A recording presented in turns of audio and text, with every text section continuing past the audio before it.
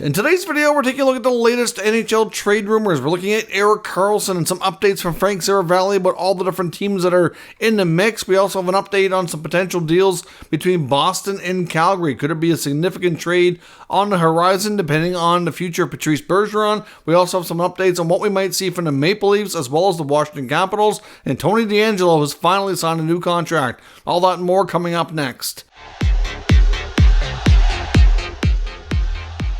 So welcome back to another video here at Top Shelf Hockey. As I mentioned, we have a lot to cover here today. Let's kick things off with the news that the Carolina Hurricanes have signed defenseman Tony DeAngelo. Now, of course, we knew for the longest time there was a rumored trade between the Flyers and the Hurricanes where the Flyers were going to retain 50% of Tony DeAngelo's salary, which would essentially knock his salary for the Canes cap purposes down to $2.5 million and send him over for future considerations or maybe a prospect coming back is what the rumored deal was. And that never came to be. It sounded like the Hurricanes essentially got themselves some other business they were taking care of and were delaying, facilitating the trade. And eventually the Flyers got tired of waiting and bought him out. Essentially, it was supposed to happen earlier in July, but they had to wait because the Hurricanes had previously traded DeAngelo to the Flyers last year. And you can't trade a player back to the same team that he came from with retained salary within 12 months. So they had to wait a little bit.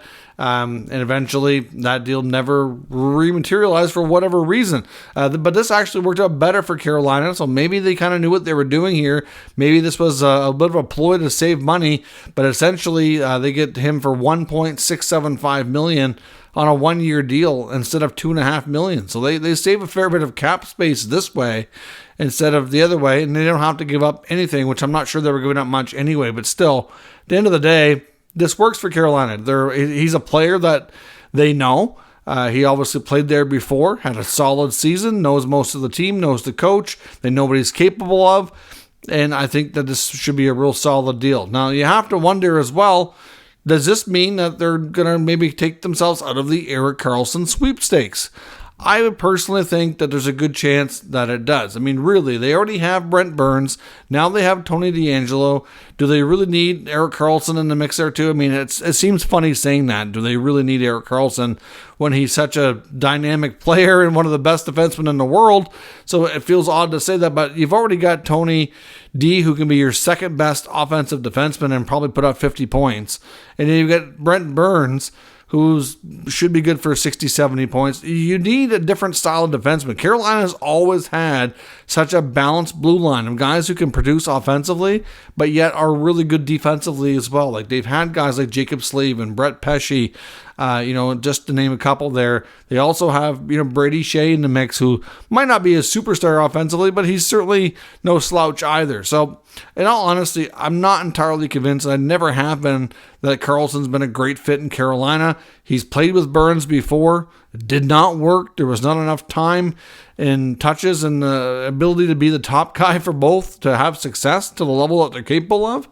And I know on the DFL Rundown podcast with Frank Seravalli, which came out today, listening to him break down all the different teams that are in the mix, he kind of said the same thing as me, that he doesn't understand why Carolina would be involved here. That they have a darn good blue line as it is, and I don't know that it really makes a ton of sense for them. But they did talk extensively about Pittsburgh and where things kind of stand with the San Jose Sharks. And essentially, Frank kind of said that back at the trade deadline, the Sharks were looking for a massive haul. Mike Grier, the GM of the Sharks, seems to be convinced that this is a player that they need to be able to get a massive haul in return. And normally, I would agree with him. Normally, you would think that the San Jose Sharks, if they're moving a 100-point player, would be in line to get a lot of substance back. But the problem is the salary cap and the contract for Karlsson that comes with him. He's making over $11.5 million. That's an impossible contract to move without retaining salary. And, ultimately here, like teams were saying that the Sharks are just not putting enough value on the flexibility and cap relief they're going to get by being able to move on from this massive contract. And that's why teams are looking at it. They're talking to the Sharks saying, essentially, you want to trade Karlsson, we'll take him off your hands. but we're not giving you a lot. And that's the thing. And now we've heard before that the Sharks are being asked to retain anywhere from 20 to 40% salary. And I guess the way they're looking at it is the more we retain, the more we're going to want in return for doing you that favor. And I understand that concept as well. But at the end of the day, at the trade deadline, it was rumored they were looking for some prospects and a couple of first-round picks. Like, it was a massive return that they were looking for. And Frank Saravalli says there's no way they're going to get anywhere near that. At least unless he's, based on his reading of the situation, what he's heard from different sources around the league, that teams are not prepared to go anywhere near that. You look at Pittsburgh, like we said, it's going to be complicated. A lot of people feel that Pittsburgh could be the best landing spot for them, but they're going to have to do a buyout on either Petrie or Granlund, and then the other player is going to have to be moved because they need to free up the space. And it doesn't make sense to have Jeff Petrie on the blue line behind Chris Letang and Erik Karlsson. He makes too much money anyway to really have him be your third string defenseman on the right side. But the problem too is Pittsburgh doesn't have a deep prospect pool. Do they want to move the few players they have that are decent for the future? I mean, you're looking at prospects that are a couple years out of the draft now, like Samuel Poulin, recently drafted players like Owen Pickering, Braden Yager. They have future first-rounders available. You're not going to want to give all those away. You know, the reality is you're probably looking at a roster player, a first-round pick, and a prospect. Is probably the best the Penguins want to offer. And essentially what Frank said is that teams are kind of saying to San Jose, like, we're taking this massive contract off your hands. That's all you're getting. And if you don't want to do the deal, come back and talk to us in August after you've had time to think it over. And, at this point, they're probably thinking that Karlsson's camp is going to apply more pressure to be moved. Based on the recent interview we discussed a couple of days ago that he completed over in Sweden, it sure sounds like he does not want to return to the Sharks for training camp. And I think if he has to, if he's not traded, he is not going to be a very happy camper. Now, I'm not saying he's going to go as far to withhold services, not show up. I don't think he'll go that route, but he is under contract. I suspect he'll play. But, we'll have to wait and see. But that's what's holding things up, is teams are prepared to offer, what they feel is fair, considering the risk that's involved as well. What if is he going to be a 100-point player the rest of the contract? It's doubtful. Would he make a great, addition in Pittsburgh? It does make a lot of sense. He's a similar age to their stars that are trying to win in the next 3 to 4 years before they all retire and their contracts expire. And that's kind of where he's in a similar boat. He's got, 4 years on his deal. And that's what he's trying to do. He's trying to win. So, like, the goals and the objectives align. They've got the blessing of Chris Letang to take a little bit of a smaller role, like Karlsson kind of lead the first pair and power play. It's a great landing spot for him there. But at the same time, Pittsburgh didn't make the playoffs last year. Would he make them better? Sure. Does he make them a cup contender? It's hard to say, because when you get a new player on a team like that, you don't know the fit exactly how it's all going to work out. In theory, he makes them better chance of making the playoffs. I don't know that they're a cup contender, though. I really don't. That's a big jump with one player to go from missing the playoffs to being cup favorite. That's significant. So it's hard to say. Like the Kraken, they talked about Seattle and the fact that they've obviously had a lot of first and second round picks in the past couple of drafts since they've been in the NHL. So they do have a bigger haul of recently drafted prospects from the past couple of years that they could include, a better futures package than a team like Pittsburgh. They obviously would have to move out a couple of roster players to make the money work, obviously, especially after just signing Vince Dunn to a fairly substantial deal here in the past few days as well. They'd have to package up probably at least 2 forwards, and I'm thinking probably a defenseman like a Justin Schultz. It would make sense to move Justin Schultz after bringing in Karlsson. Karlsson and Dunn could certainly hold down the top pair. Then you have other guys like Alexiak, Larson, etc. And then, you got your supporting pieces to play the third pair. And to be honest, your third pair is not going to play a lot when you have Dunn, Karlsson, Alexiak, Larson. They're not going to. It's just that simple.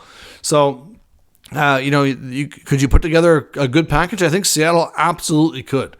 Would they include a player like Shane Wright is the big question. If they throw Shane Wright in the mix, you throw in a first-round pick and some of these prospects, or you throw in Shane Wright, a draft pick, and then a couple of these other recent, players off the roster and potential other prospects, they could make a very intriguing offer to the Sharks. To me, they're probably better positioned than most when it comes to that. The only problem is Karlsson going to want to go there? Because obviously he's got control. Now, they also talked about the Leafs, of course, who we've talked about, and Frank Seravalli said doesn't make sense. Unless they're offering up a player like Nylander, like I said, I don't think they can make it work money-wise, and I'm not sure that Nylander is the absolute greatest choice for Sharks for accepting a return. He's a great player. He could, do they want to change gears and go more for retool? I don't know. Anyways, it just complicates things. So at the end of the day, they also talked about the fact that Karlsson mentioned other teams in this interview, but didn't really elaborate on them. But he did talk a ton about Ottawa in the interview, talking about how he spends a lot of time there in the summertime, plays a lot of golf with Daniel Alfredsson. That's going to be his home after hockey. His wife is from there. Like, he really chatted up Ottawa and talked about it quite favorably a lot. So clearly, I think if the Sens came calling and could make it work, I wouldn't be shocked if he had a reunion there. But the problem is like a lot of other teams, what are they going to offer San Jose to make it work? I'm sure they'd love to bring Karlsson home, but it might involve them having to move a guy like Thomas Chabot. At this point, they don't have a ton of cap space. They're going to probably be a cap team this year for the first time in a while. Since way back well into the earlier days of the Eugene Melnyk era, like the last number of years he was alive, they were nowhere near the cap, and they were on a tight internal budget. So the fact that they're going to be a cap team is the first in a while. They still have to sign Shane Pinto in Ottawa, and they're kind of getting tight. They're rumored to be trying to bring in another depth forward as well. Might even be Tarasenko. I don't know if they can afford him, to be honest. It's going to be challenging. They lost to Brinkett via trade. Can they replace those goals with Kubalik? They have other questions there. Now, a guy like Karlsson could certainly help you on the back end produce that offense. But again, could Ottawa do it? They do have some young players that I think would intrigue San Jose. You could give them a defenseman like an Eric Brandstrom. They probably wouldn't be opposed to throwing in a future first-round pick. You do have some other younger players within the organization that are not NHL ready yet, that could be interesting. You could throw in a Lassie Thompson, you could throw in a Tyler Boucher, you could throw in a few others. There's lots of them. That's just a couple of examples that I know for sure that they'd probably part with. Like, the Ottawa could put together a good package, there's no doubt, like Seattle on the younger side of things for a rebuilding team. The problem is the cap and the money, and I think they'd have to move a player like Chabot, which would be, I don't know, is that really better? I mean, right today, I would probably say Karlsson makes you better. Chabot has not been quite the same defenseman. He's had a lot of injuries. At the same time, he's proven that maybe he's not a number one. Maybe he's more of a number two. It'd be nice to have them both there. But at the same time, it's hard to see financially how they could afford both. And I don't know that they'd want to do that. So it'll be interesting to see where things go with Karlsson. But that's the latest according to Frank Seravalli. He mentions that the Washington Capitals are still aggressively shopping Evgeny Kuznetsov and obviously looking for a deal. We know Kuznetsov the last couple of years has made it known he'd like to have a trade and certainly looking for a fresh start. We hadn't heard a lot about Kuznetsov in some time. I know Anthony Mantha is a player that was being shopped too. Doesn't sound like there's much going on there. I honestly don't think anybody was really biting on that, even with retained salary. So that's not happening by the looks of things. But, Kuznetsov's an interesting player. He's got a couple of years left on his contract, hefty amount of money, but maybe they retain a little bit. But they're going to need a centerman back is the problem. I don't know if they can rely on Nicholas Backstrom. You take both those guys out of the lineup, you still have Dylan Strome, who's decent, but then your depth really drops off. To me, if they're trading Kuznetsov, they probably want a centerman back. I don't know if they would look to a team like Winnipeg for Mark Scheifele or not, or other teams that might have a centerman available. It's tricky. It's not easy to do. And there's not many teams that could take that money on without having a comparable contract go out. So we'll see if the Capitals and Brian McClellan do reach a deal on Kuznetsov, but according to Seravalli, he's still aggressively being shopped and are hoping to get something worked out. When it comes to the Leafs, of course, we've talked about them extensively yesterday, looking at the roster as a whole. I did see a TSN article today looking at some different possibilities. For example, let's just assume for a second that Matt Murray's not able to be bought out. If he's not, and he's not deemed healthy, they may have to pay to get him off the books via trade. That's an option. Or they could use LTIR, of course, if they're confident that he's not going to be available for the entire year. Because to be honest, unless they're sure that he's done and can't play all season, I don't think it makes any sense for them to try to keep him and go the LTIR route and spend above the cap. Because if he's healthy and they need to try to activate him anytime throughout the year, that's going to be pretty much impossible and going to cause major cap chaos. So ultimately, I think we might see a scenario where if he's deemed healthy, he'll be bought out. If not, maybe a trade with a sweetener might be the more likely scenario. Where he goes is difficult to say. Maybe, according to TSN, and this article was written by, I think it was Travis Yost, suggested that maybe they look at buying on a different player instead. And maybe TJ Brodie's that guy. Because the way his contract is structured, they'd get $5 million cap relief. And that would solve a lot of their cap issues. However, it's not going to solve the fact that the blue line's going to be any better. Like I've said before numerous times, I know a lot of fans gave Brodie a lot of negative feedback, you could say, to put it lightly, after the playoff performance in the second round ousting by the Florida Panthers in last year's playoffs. But I tell you, he's been good for them defensively the whole time he's been there. And as much as he might not have had a great playoff run or specifically second round, how are you upgrading over him? That's the problem. You take him out, you're not going to get better unless you have somebody better to replace him. Are you going to replace him with a cheaper cap hit and be better? It's probably not likely. So I think they need to tread carefully there. Although if you look around the team, though, the problem is there's not a lot of decent looking contract candidates that could easily be moved, that make sense, or be bought out, that just, it's a quick fix. And Brodie probably doesn't have a long-term future in Toronto. To be honest, if he ends up staying and plays the season, he probably doesn't re-sign, and his time in Toronto probably comes to an end at the end of the year. That's probably what happens. That's my guess. But, either way, it's just tricky to see. But could they consider buying out a different player besides Murray, and might that player be Brodie instead? We'll be curious to see how Brad Treliving and the Leafs move forward with this, and obviously we'll get a lot more clarity on this in the next couple of days. Obviously, we're 24 hours now past the Samsonov contract ruling coming through from the arbitrator. So the buyout window opens 48 hours after that happens. So tomorrow, late, would be when the buyout window would open. So that's Tuesday. So Wednesday, if they need to put a player through unconditional waivers, and then it lasts, I believe it's for 3 days. So Wednesday, Thursday, or Friday. And I think actually, I think they'd have to be through waivers by Friday, if I'm not mistaken. So Wednesday or Thursday is the most likely scenario that the Maple Leafs could place a player on unconditional waivers to be bought out, unless they have a no-move clause at which they don't need waivers. But I don't think they have anybody who has a full no-move that they would really go down that route with. So anyways, be interesting to see what they do, but we'll have clarity on that situation here in the fairly near future. Of course, the other thing I want to talk about as well is the Bruins and the Flames.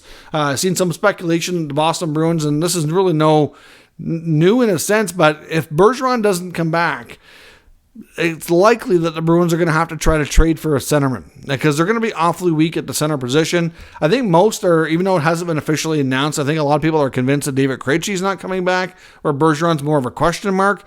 And at this point, if he doesn't come back, Pavel Zacha is your top center, and I think, that's a dangerous place to be. No offense to Zacha, he's a good player. I think he could be, a decent number two, but putting a lot of pressure on him is not really going to make things better. I mean, Pasternak and Marchand will certainly be your top two wingers and produce a decent amount of goals.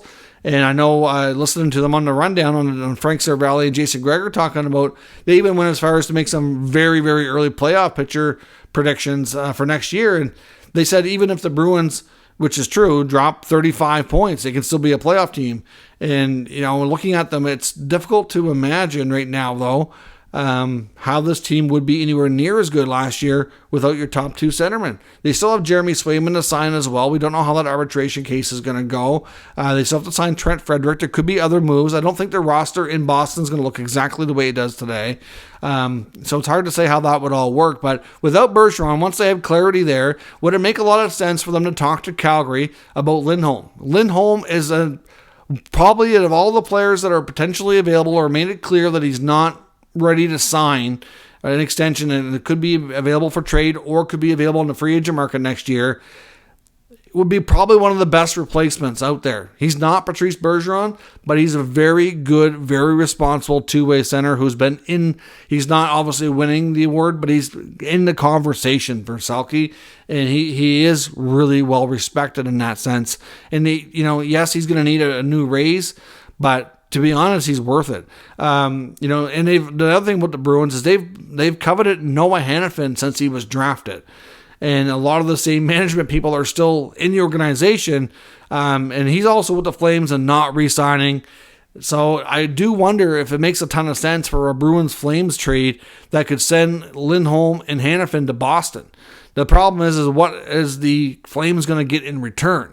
You're looking at, could it be Jake DeBrusk? Could there be a package involving Matt Grzelcyk? There obviously would move a blue liner. I think Grzelcyk would probably be the preferred guy on the Boston side. How that's agreeable or not to Calgary is difficult to say. But at least he is a good skating puck mover. So not Noah Hanifin, but he plays a similar style.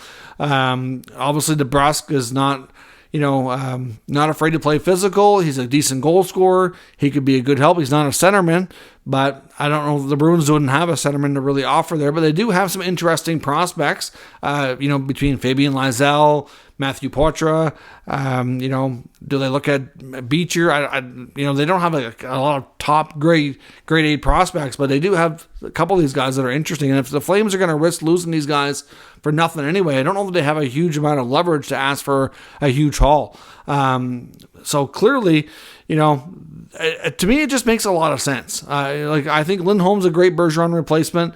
Even if Bergeron comes back, Lindholm could make sense there too as the number 2, and then eventually take over maybe after another year. The problem is the Bruins cap space, and making it work financially would be challenging to do. I mean, to take on Lindholm and Hanifin, $9 to $10 million onto your books, like you have to shed some money. So obviously, like I said, Grzelcyk goes, DeBrusk goes. That's still not quite enough. So you'd have to figure out something else. It'd be complicated, but not impossible. Creative geniuses would have to get to work to make it happen. It just makes too much sense. When I just look at the Flames team and the players that are not wanting to likely stay, and it just makes too much sense that they make a great fit with the Bruins if they can only figure out a way to make that work. So let me know your thoughts on all today's news and rumors down in the comments. We'll discuss further. If you're new to the channel, make sure you subscribe and stick around. We'll keep you up to date with all the latest news, rumors, and analysis on all 32 NHL teams. Thanks for watching, and I'll catch you next time.